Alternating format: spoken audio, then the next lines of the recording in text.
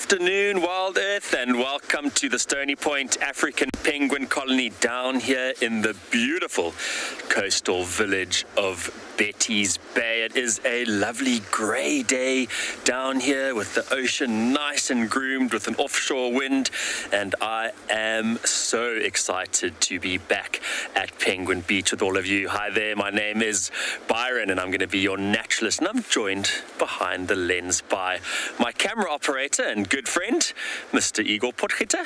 It is always a pleasure. Igor might be just a little bit slower today as he hasn't had as many cups of coffee as usual, and that's because there hasn't been water in Betty's Bay today due to a burst pipe. But Igor, we'll get you your coffee fix throughout the day, a little bit later when the water comes back online. But let's go have a look and see what the cormorants are up to down here at World's End. We are coming to you live, of course, and we would love to hear from you. You can head over to the WildEarth website, wildearth.tv/register. Is that correct? I don't know if I got it correct today. All you need to do is post your comments and questions under the live feed when you go onto the website and you have registered, or you can simply scan the QR code that will pop up on your screen, and that will take you to where you need to be to post your comments, questions, and even stories if you would like to let us know about some stories you've had with penguins, cormorant, Stony Point. Anything really is possible.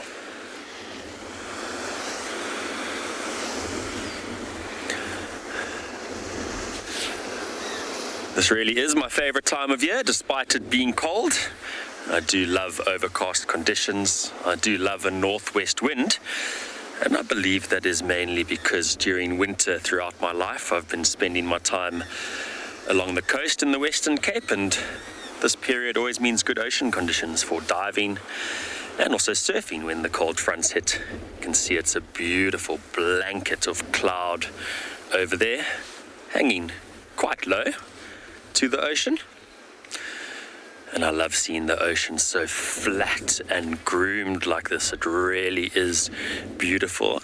Let's head over to the weatherman and see what we can expect down here on site today.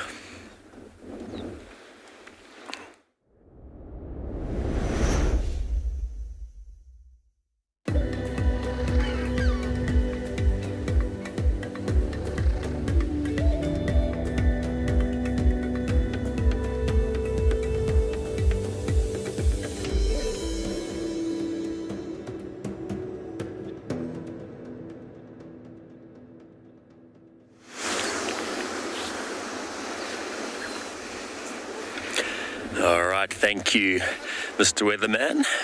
I really hope that we do not get any rain today. The clouds are very, very grey, but I'm sure it will stay away for Penguin Beach. It normally does when I'm around. Just a coincidence. I don't think I have any impact on the weather. Oh, look at those beautiful mountains. Some light bursting through the clouds there, lighting up the mountains at the Bot River area. Very, very beautiful indeed. Some cormorants flying around as well in the foreground. And Igor and myself have decided to come down to this area so we can observe the Cape cormorants that are starting to nest. Hello, Tyron, and thank you so much. Very, very good name. We are only one letter apart, Tyron Byron. That is absolutely fantastic. And thank you so much for the warm welcome. I really, really miss Penguin Beach, and I look forward to these days. Thursdays and Fridays seem to be my days. So be sure to tune in. Jackson Eagle have been having such a fantastic time, seeing pelagic birds, also seeing some whales, and just having a really good time down here at Penguin Beach in general. Igor, let's have a look at this big group of Cape cormorants on the rocks. They are heading into their peak breeding season.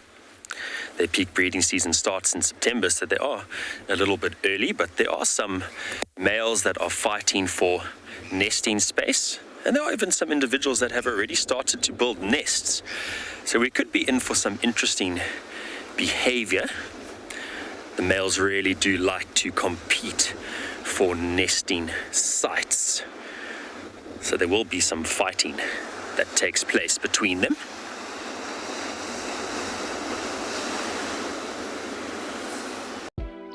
It's time to put your feet up after a long week.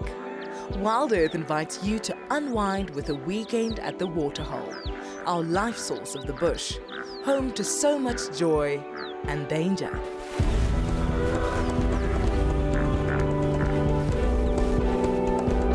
Join us on the 9th and 10th of July to get your wildlife refill broadcasted to you live all weekend at the Waterhole. WildEarth's weekend at the Waterhole is going to be epic, and we want to make sure that you are kitted out for the occasion. We've launched some wonderful merchandise just for you. Are you a dam cam lover? Find these and more on our website. So get your snacks ready, put your feet up, and join us for a weekend at the Waterhole.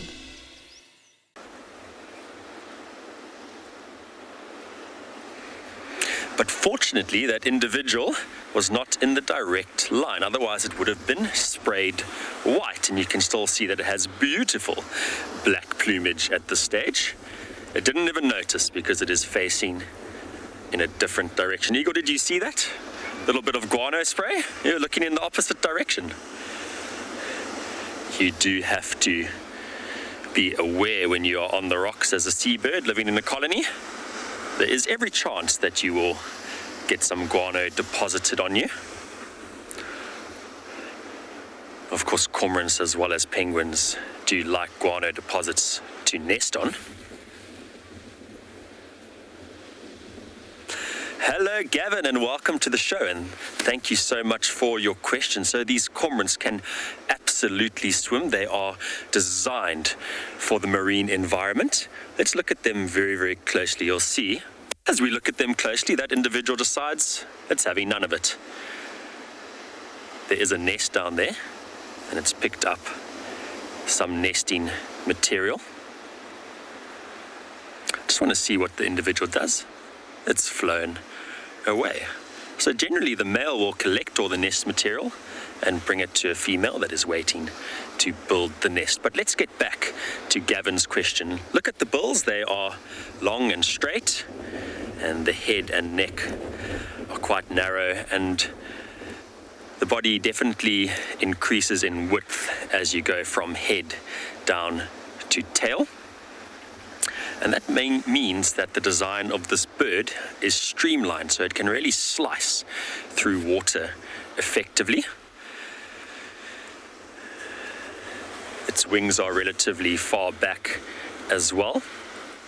And if we go and look at its feet, let's look at its feet and see how far back the feet are actually positioned on this bird's body. The further back the feet are, the easier it is and the more effective it is for this bird to propel itself forward in the water. But what's really amazing about cormorants and the structure of their foot is that they have 4 toes, and all 4 toes are webbed. So that creates a very, very large surface area for it to propel itself through the water with. These Cape cormorants are also very good flyers. They can fly several kilometers out to sea to go and locate baitfish. And once they locate a school of baitfish offshore, they will come to settle on the water and in quite typical cormorant fashion, take a little hop up out the water and then dive down with their heads and start propelling themselves down to the school of baitfish. So they are very, very effective swimmers, and you can imagine if they are pursuing fast, shiny, agile little baitfish like sardines and anchovies, they have to be very, very good swimmers indeed.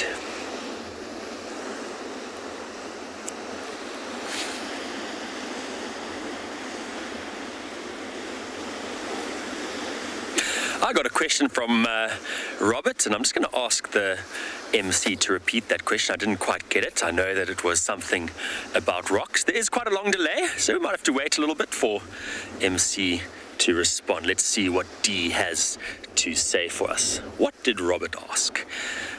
In the meantime, you can just observe these two cormorants that are standing directly above a nest. The nest is actually very, very hard to see. It's concealed by the sandstone rocks, and it's in a little bit of a bowl or hollow in the rocks there.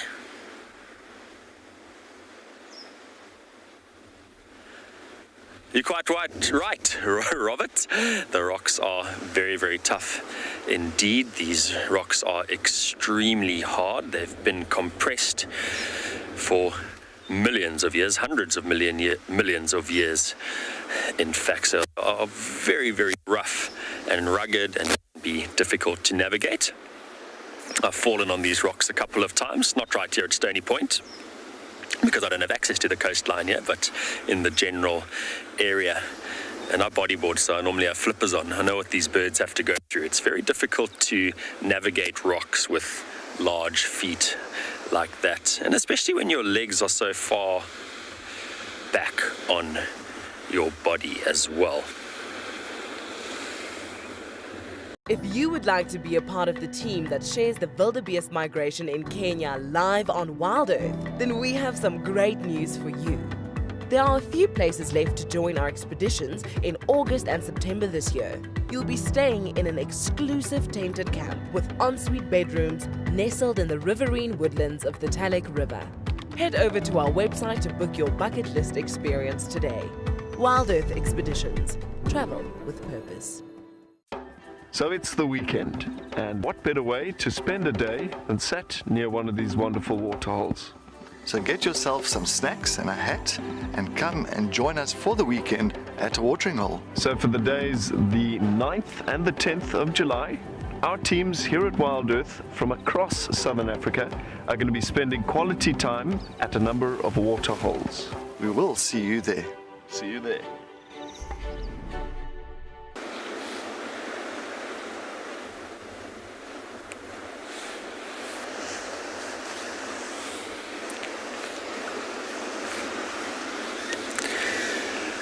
Beautiful, beautiful cormorants.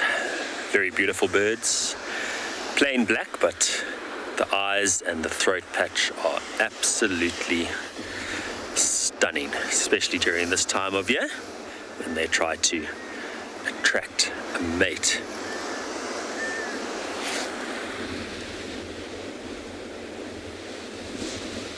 Hello, Patricia, and welcome to Penguin Beach. And thank you so much for interacting with Igor and myself down here. So I wouldn't say that this is the most common cormorant. They are actually listed as endangered on the IUCN Red Data List, and that is mainly because of overfishing. They have to compete with commercial fisheries for food.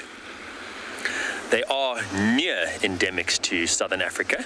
So you find them all the way up northern Namibia and all the way up northern Mozambique, and they just venture outside of the boundaries of Southern Africa, making them a near endemic. I would say that the most common cormorant is likely the white-breasted cormorant because it has the ability to adapt to a number of different habitats. The white-breasted cormorant, which we do see down here at Stony Point, can survive in the marine environment, can survive in estuaries, and even in a freshwater environment. So wherever there is prey for it, it can survive. So it is a highly adaptable species. Whereas the other three cormorants, such as the Cape, the Bank, and the crown cormorant, are solely dependent on the marine environment. And bank cormorants, interestingly, are dependent on crayfish, west coast rock lobster, for their survival that they hunt on the ocean floor. So we are quite lucky to still be observing the Cape cormorants in large numbers here at Stony Point.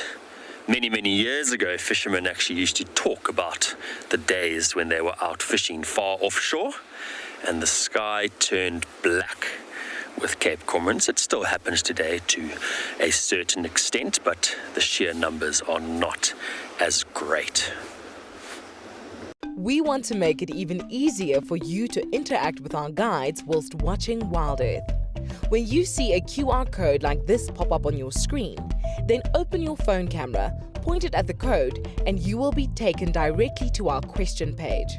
Simple as that. Then you can let us know what you want to see, ask questions, and much more. I've had it before where I've been walking and a waterbuck's jumped out of the grass. It's quite a frightening experience. WildEarth, it's in your nature.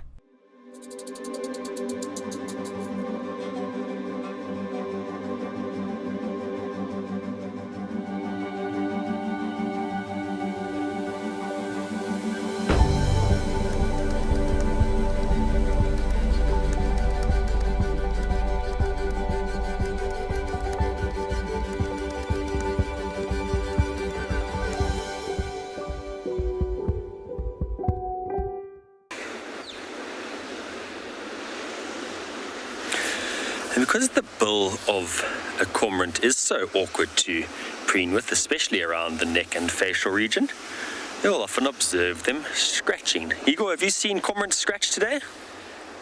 Igor has. Hello, Barbara. That is a fantastic question. The orange color definitely serves a purpose. During this time of year, that orange color is more vibrant and you can notice it a lot more than outside of the breeding season. And that color is there specifically to advertise to potential mates. So it's used in courtship for these birds and will attract a mate. So not only does that throat or gular patch become a beautiful bright orange color, the eyes also develop a very, very beautiful turquoise color, and that's why I just find these cormorants so beautiful, especially during the breeding season. It is the breezing season as well. This is winter, so the wind is definitely blowing. Yeah, breeding and the breezing season. That's why they call it winter. Winter. Yeah. Thank you, Eagle. That is why they call it winter. Fantastic. Oh, look at all those beautiful orange throat patches. When they display, they'll puff those throat patches up. They will expand them. You've also got a bit of orange there, Byron. Do I? Igor has just pointed out my beard, and he said that you also got a bit of orange there on your beard. So I suppose it is the cormorant's breeding season, so I'm just following suit there. Yeah, getting into your breeding plumage. That's it. I'm into my breeding plumage.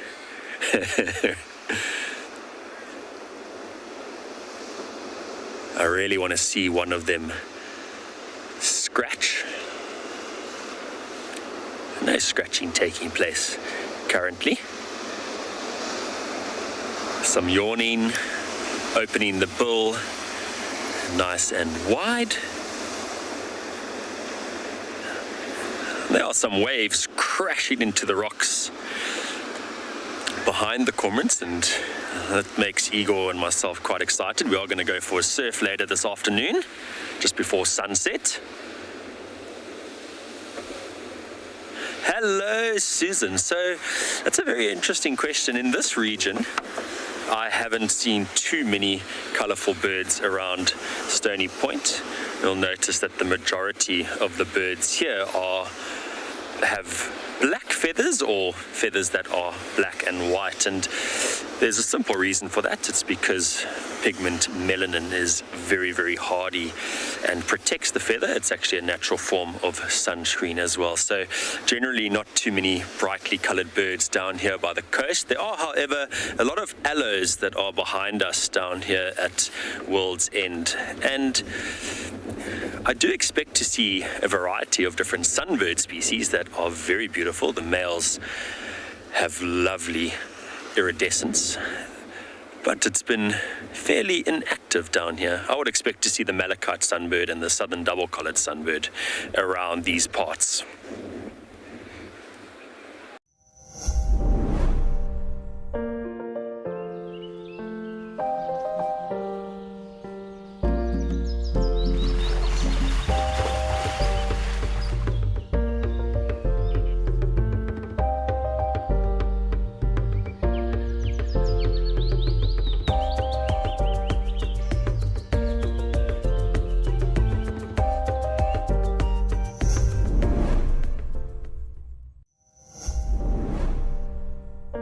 I still can't believe the amount of oxpeckers on this poor hippopotamus. It's almost more oxpecker than skin at the moment. They do seem to be retreating now it's heading into the water. Maybe that's what you should have done first there. Wow, they really are. That was an effective method there, hippopotamus. Well done. And oh, they go.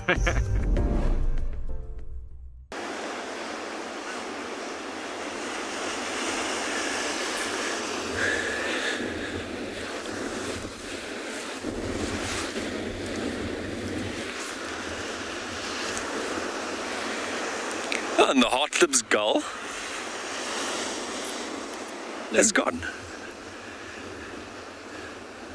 It's left us with a rock. See if I can get that penguin chick. Igor's going to try work his magic and see if we can spot this penguin chick here.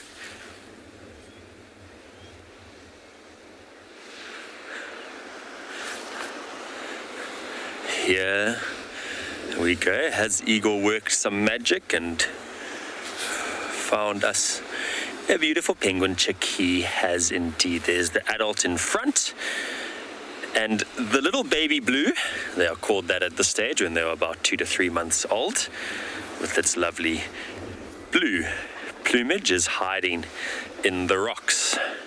I really love them at this stage. I love their name and their color. And they are, of course, old enough to be left unaccompanied at this age. Looks like one of the parents has returned from fishing and is waiting for the other, or waiting for its partner to come back from offshore. But they can both leave at the same time now. It's not as stressful as it was in the beginning, when the chicks were very young and had to be accompanied by an adult all the time. Once the penguin chicks reach about 30 days of age, the adults have a lot more freedom to head out into the water and go hunt. Very confident that the chicks can thermoregulate for themselves and they are not exposed to predators as much as well.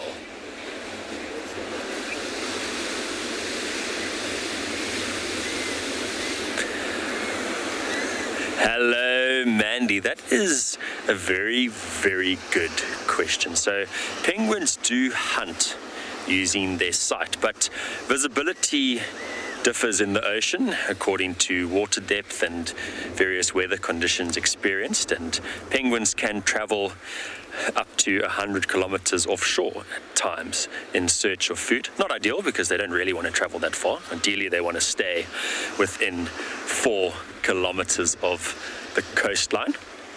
So they have to venture out into the ocean if the visibility is poor to go and search for fish. Unfortunately for the penguins as well, they are flightless birds, and being able to locate clear water for a bird that can fly would be a lot easier. Of course, the penguins will have to make an effort in dirty water to find clear water to go and hunt. We know that they do definitely use their eyesight to locate bait fish, and they scan the water at varying depths. So that's another point, is that water clarity does differ according to the depth of the water as well. And penguins can hunt at quite great depths as well.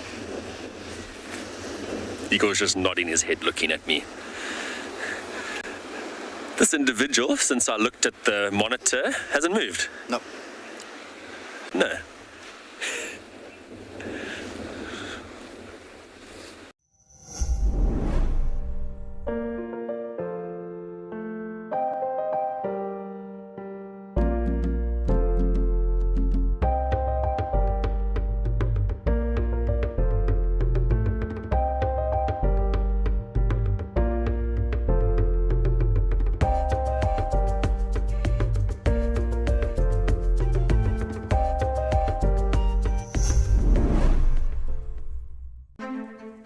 We protect and reconnect nature across southern Africa. We bring countries together to care for wild spaces that stretch beyond borders. We protect and restore biodiversity. We prioritize the people living in these landscapes enabling them to thrive in harmony with nature. We are restoring tomorrow.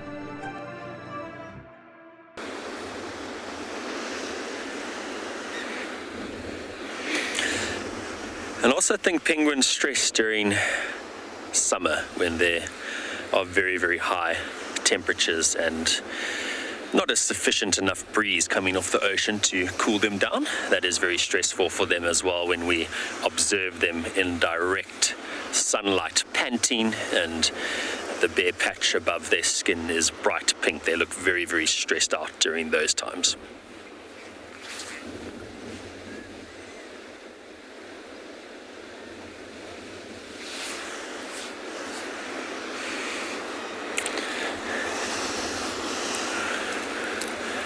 Let's just take a little bit of time to observe this view. It is so beautiful just looking out in an easterly direction towards Hermanus.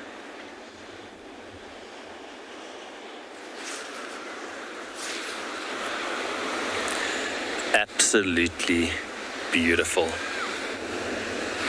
There's been a lot of activity out in the ocean, quite far offshore today. Some humpback whales have been moving past.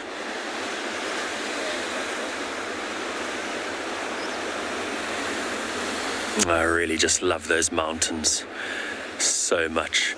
Igor, let's have a look and just spot all the black dots on the rocks here. All the various cormorant species that are hanging out down here. There are just black birds absolutely everywhere, dotted all over the rocks.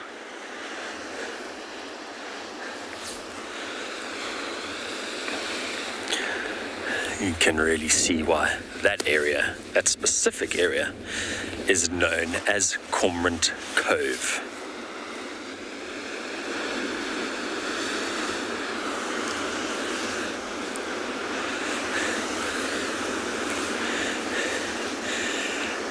Honey badger, that is a very, very interesting question. Are there any other birds that have a frozen or locked knee? So what we are actually seeing when you look at a bird's leg and you think it is their knee, it's actually their ankle. And I believe that you're referring to frozen ankles or knees and talking about penguins that have very, very short legs, and the ankle is actually within the body, and that causes the penguin to waddle. So yes, there are a number of birds like that, birds that have their legs very, very far back on their body, such as the cormorants that we are observing, and a number of ducks that dive. I believe the white-faced whistling duck and the fulvous whistling duck have their legs very, very far back on their body. I hope that that's what you were referring to. Often when we look at the legs of birds, that joint is often mistaken for the knee, and it is actually the ankle. That is such a beautiful picture of the Cape Cormorant with extensive kelp beds in the background. They are really synonymous with one another. You generally will find kelp beds where Cape Cormorants are abundant because of the high nutrients in the water. And the high level of nutrients in the water causes a lot of baitfish to live in these regions, which in turn helps these cormorants to establish themselves here and successfully hunt. We're having a really, really good look at this bird's feet. You can see the webbing between all four toes. And it was just lifting its wings ever so slightly. There it goes. And it has just jumped and taken off. I thought that it was trying to balance itself as the breeze picked up slightly, but it has moved just to another area close by. I believe the wind was giving it a little bit of trouble there, and it wasn't so relaxing in that region. I want to show you something that Jackson and I were puzzling about the other day. Go for it. Igor wants to show me something that Jax and him were puzzled about the other day. I'm trying to find a shot where I can actually show it.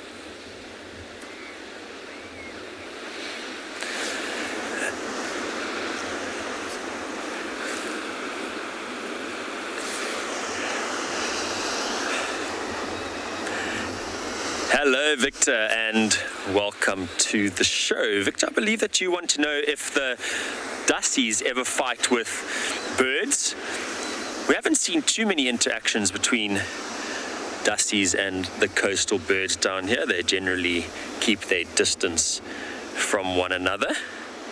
Although I know down at Penguin Beach itself there has been a couple of interactions, but I've never ever seen serious interactions take place between Dassies and penguins or Dassies and cormorants.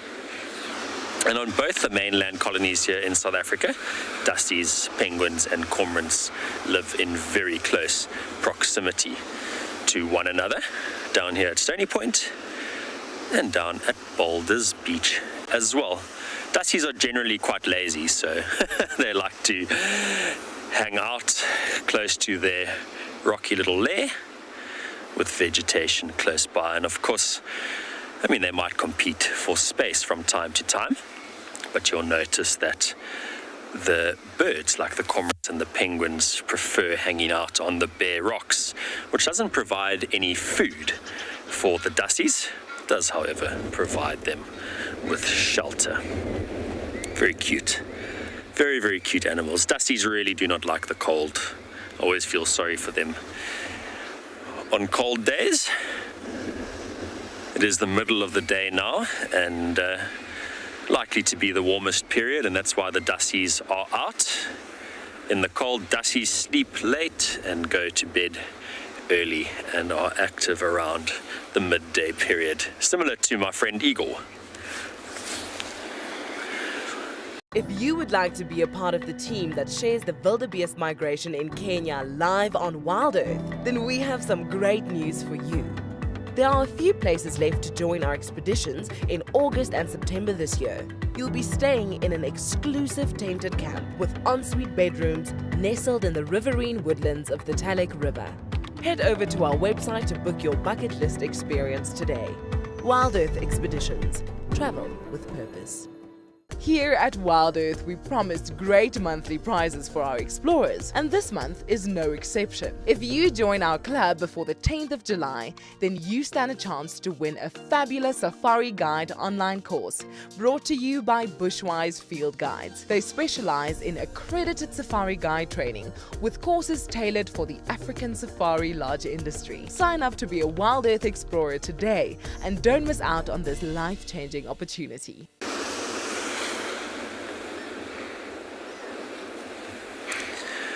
And that is a really good time of year for Dassies to give birth after the winter rains. An increase in the photoperiod or day length will result in a lot of nice fresh growth for the youngsters, and they start eating plants from a very, very young age after a couple of days of being alive. So September is ideal for Dassies to give birth, and of course it's warmer than this winter period as well.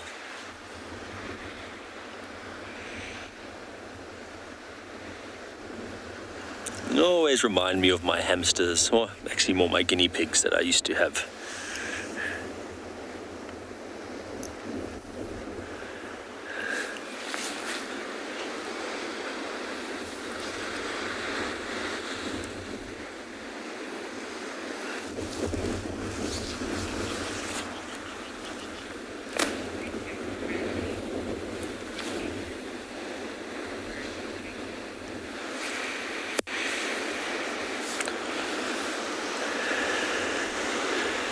So these Dassies have got themselves a very nice spot. They are on the leeward side of that rock, so they are hiding very, very nicely from the wind.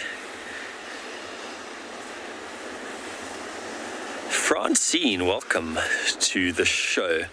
So down here at Stony Point, I haven't seen any of the other organisms around here rolling in bird droppings. I have seen the Cape wagtail come and hang out around the penguin nests that are soiled in feces, because that attracts a number of invertebrates. And the Cape wagtail I have seen foraging in amongst the penguin guano down here. But there will be a variety of terrestrial animals that will roll in bird droppings, but specifically down here at Stony Point, I haven't seen that happen. I have seen it happen by accident. I have seen penguins excrete onto other penguins, and we nearly observed it today when a cormorant nearly excreted onto an innocent bystander close by. Thank you very much for that interesting question, Francine.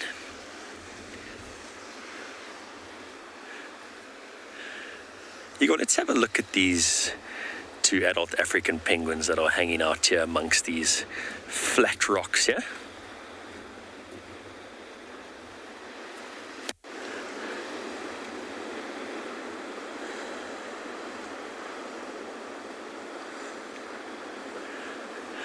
This area often seems devoid of penguin activity, but the closer you look, the more penguins you will see.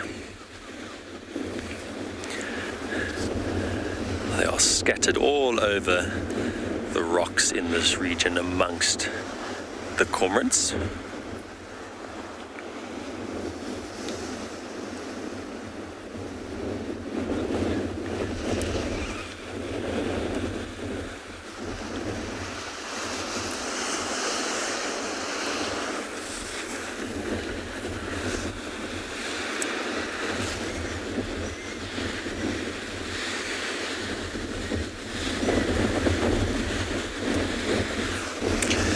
Can hear the sounds of some penguin chicks crying out to their parents for food. Let's have a look at this brood over here. This adult and its two baby blues are directly below us. They're not 2 meters away from us. Igor has actually gone freehand because they are so close to the boardwalk.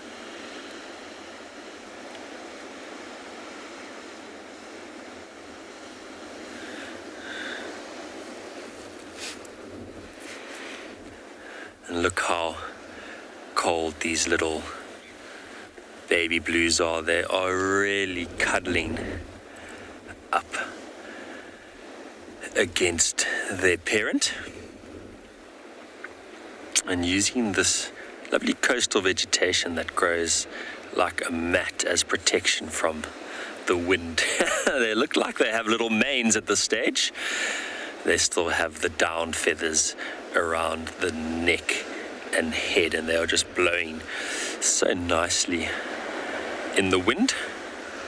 I would estimate these two individuals to be close to about 60 days old, in the final stages of losing their down feathers. It's nice to see 2 chicks in the nest as well, because the majority of the time only one of the chicks survive. It's time to put your feet up after a long week. WildEarth invites you to unwind with a weekend at the Waterhole, our life source of the bush, home to so much joy and danger.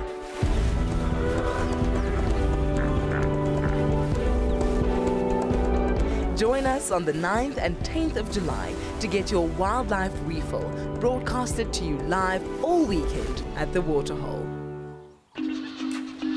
WildEarth's weekend at the Waterhole is going to be epic, and we want to make sure that you are kitted out for the occasion. We've launched some wonderful merchandise just for you. Are you a dam cam lover? Find these and more on our website. So get your snacks ready, put your feet up, and join us for a weekend at the Waterhole.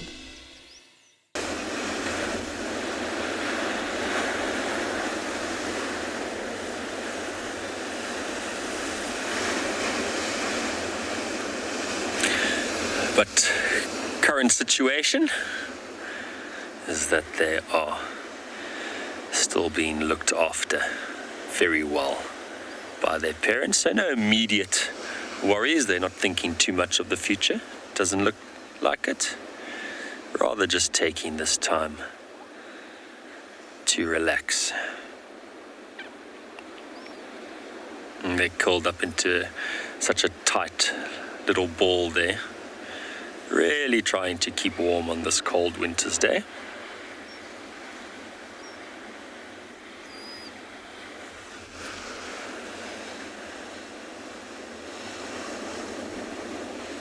And they're not crying for food or begging for food from their parent at all.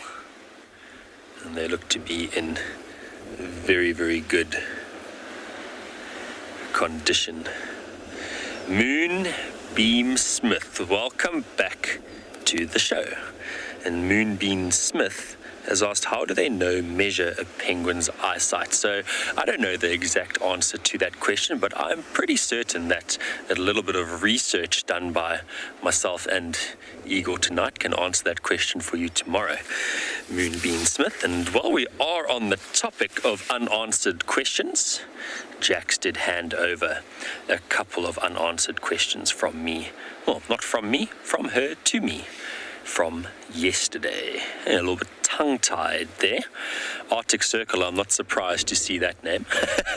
Arctic Circle asked, how long after the penguins arrived at Stony Point was it declared a protected area? So it was declared a protected area specifically for the penguins in July 2002. So it took about 20 years to declare it as a protected area. So as more research was conducted and scientists and conservationists realized that their numbers were declining, they were afforded protection. It did happen quite late. I was expecting to have that date arrive a little bit earlier, to be honest. And sugarbits are there other birds that don't fly. So Jax has found a couple. There's a Galapagos flightless cormorant and 3 species of streamer duck who occur in the sea that do not fly. And I believe that the reasons for that is probably because there is an abundant food source around in close proximity to the shoreline. Probably depends on their hunting techniques as well.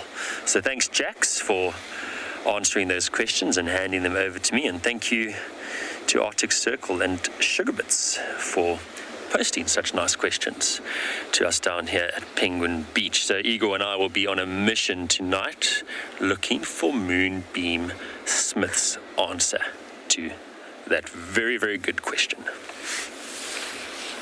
Igor's gone off freehand and he's gone back to the tripod. Igor, can we have a look at that bird on the nest there? I just want to see how old the nesting material is, if it's fresh or if it's old. Igor's telling me no, he's not doing it, so we'll see, but he's obliged.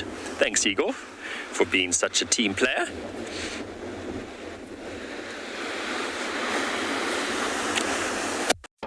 So it's the weekend, and what better way to spend a day than sat near one of these wonderful waterholes? So get yourself some snacks and a hat and come and join us for the weekend at a watering hole. So for the days the 9th and the 10th of July, our teams here at WildEarth from across Southern Africa are going to be spending quality time at a number of waterholes. We will see you there. See you there.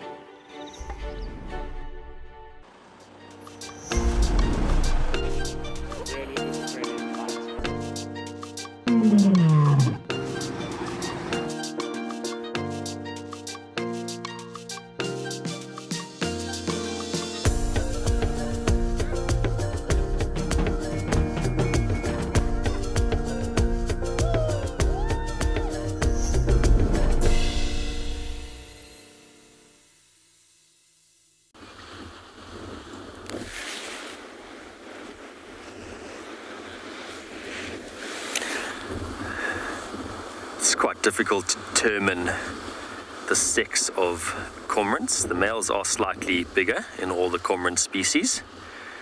The female will generally wait on the nest for the male to bring more nesting material to her, but the males also display to the females from the nest. So we have to look for those behavioral cues to identify the different species.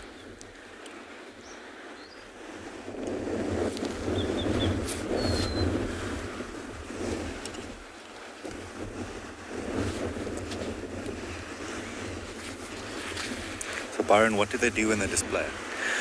Okay, so Igor's actually asked me a question. Thanks, Igor, for sending your questions through to Penguin Beach. Did you scan the QR code? I did. Okay, good. And did it go take you straight to the page that you needed to be on? No, I couldn't. You couldn't access it. No, you could access it because your question has come through. Thank you very much. So what do they do when they display? So the males will sit in a prone position on the nest, and they will extend their necks upwards and backwards. What do they do? And they will extend their necks upwards and backwards and rest their head directly onto their backs. And they will display like that for several minutes, doing it repetitively to attract the female. I don't know if they close their eyes, but it feels comfortable when I close my eyes and lean back. I think it's because of the light, but it's very, very interesting to observe that behavior. I'm really hoping that we do get to see it today. It's one of the reasons that Igor and myself came down to World's End to observe that fascinating behavior. And it's quite amazing because the female often hops onto the male's back. So you can get a little bit confused thinking that the female is displaying as opposed to the male. So the female will often jump on to the male's back, but no copulation takes place during that time.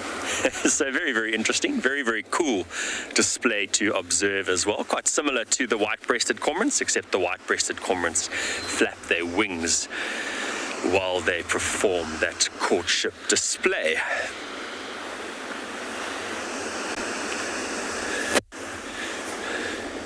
That's one of my favorite types of behavior to observe. Birds displaying courtship behavior.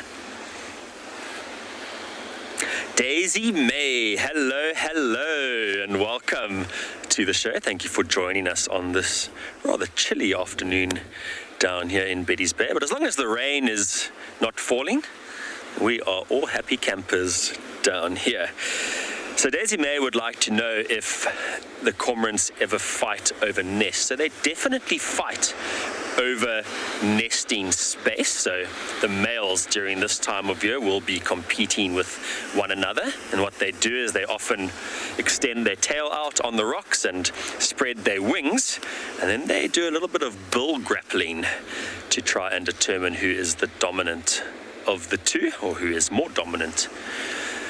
And that's how they will determine where they nest. They do nest in very close proximity to one another. They nest about 30 centimeters away from one another. So when they are all nesting, when we get closer to September, it's going to be really awesome down here. We're going to see them in very close proximity to us. A lot of activity down here, and they won't really fight for each other's nests when they are active like that.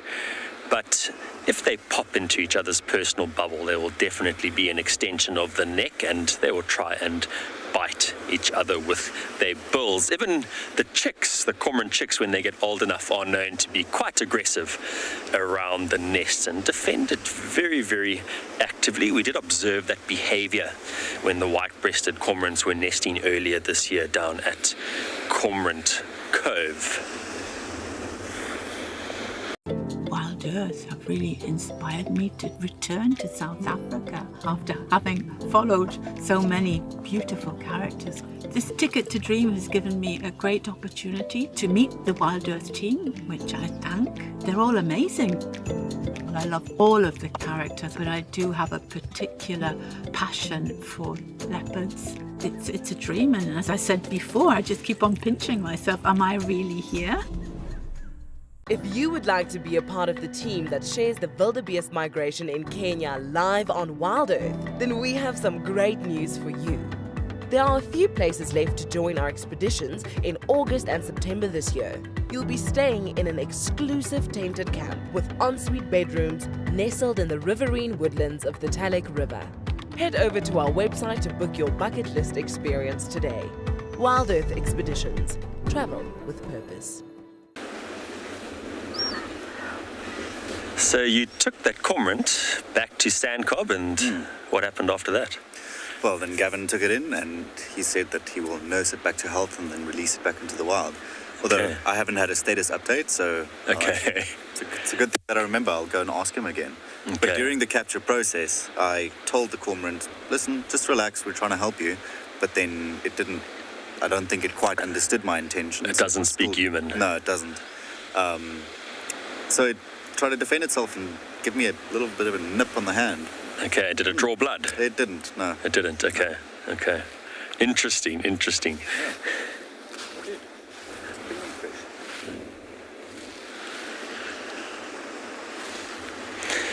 So Igor was telling us a lovely story about how Jackson himself helped a cormorant with a broken wing.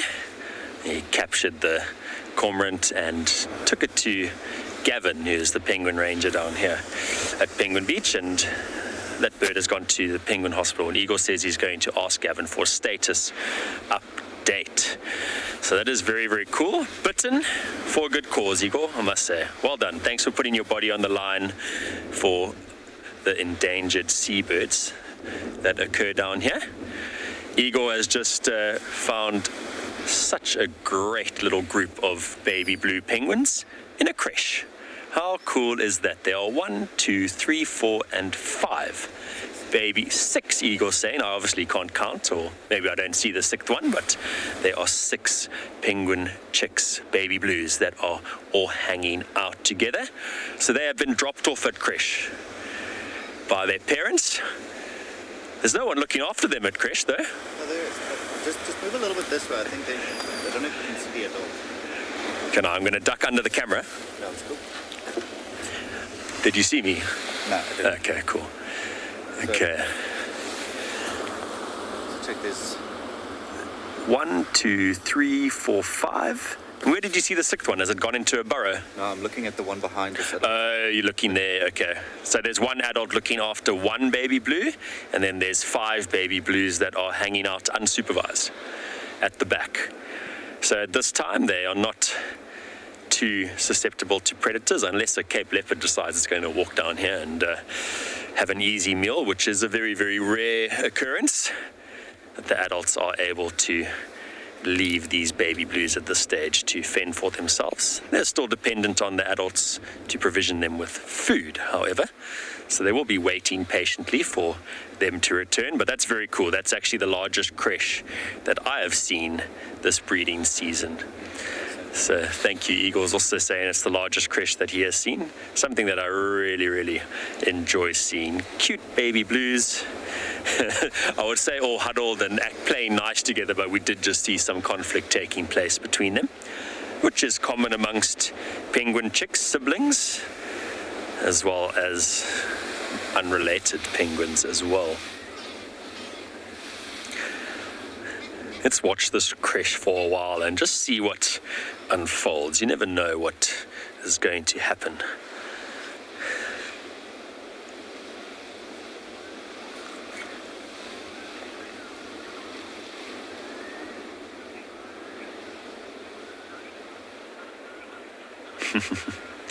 Natalie, you are quite right. Such a great spot for these baby blues.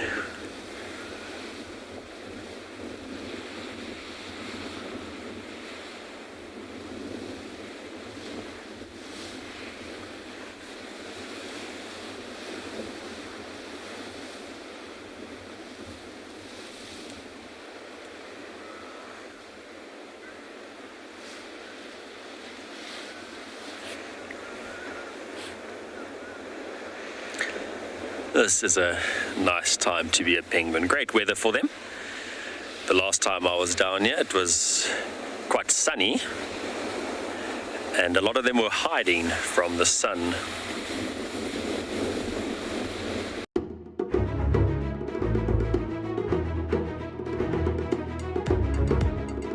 Hi, I am David. I come to you live from the Mana Triangle, all the way from Kenya. This is not a postcard. This is real. Sunrise in the beautiful Masai Mara.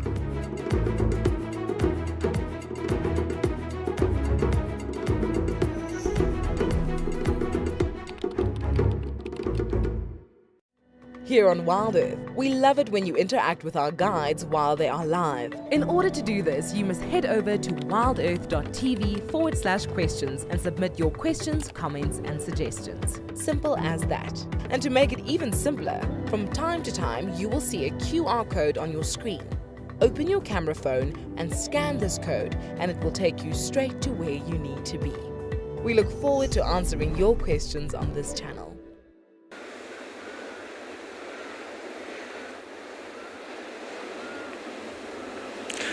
There's definitely a little bit of tension amongst the blues there. Every now and again you see them pointing bills at one another. But they are relatively well spaced out to reduce the amount of conflict.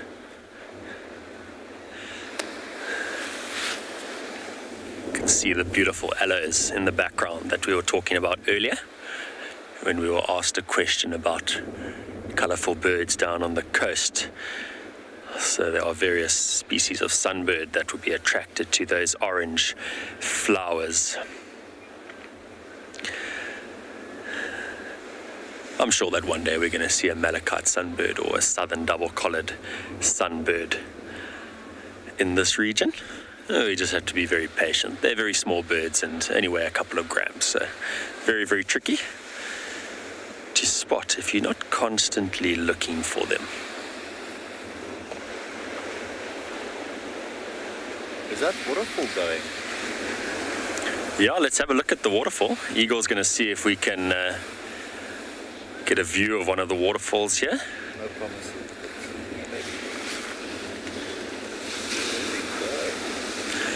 Hello, and sorry I did not get your name. I'm going to rely on MC in about 25 seconds to repeat it to me, but the flower in the background is the genus is aloe.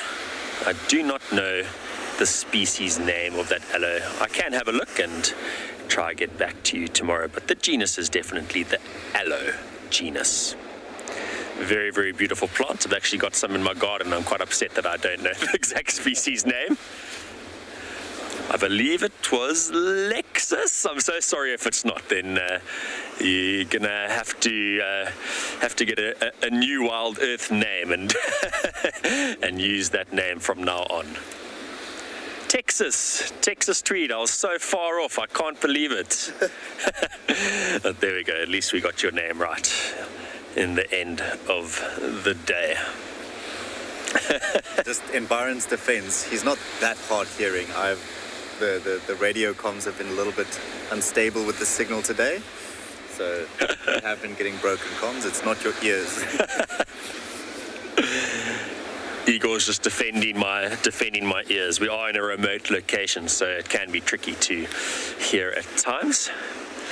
All right, what a lovely Penguin Beach show. That was so great. It was so much fun being back down here with all the WildEarth fans and viewers, and awesome being down here with Igor as well. But stay tuned for the Sunset Safari. Cedric and Tessa are going to be bumbling along to the dams because I believe it is nice and hot. Well, that makes me jealous that they do have some nice hot weather. I know Chris, Igor's dancing around the camera. Chris is going to be looking for Pixie Pan the leopard. Lauren is on a mission to find brown hyenas. We all know how much Lauren absolutely loves hyenas of all shapes and sizes. And Rolf is going to be scouring the dams. So enjoy, guys, from myself, Byron, and Igor down here. Cheerio.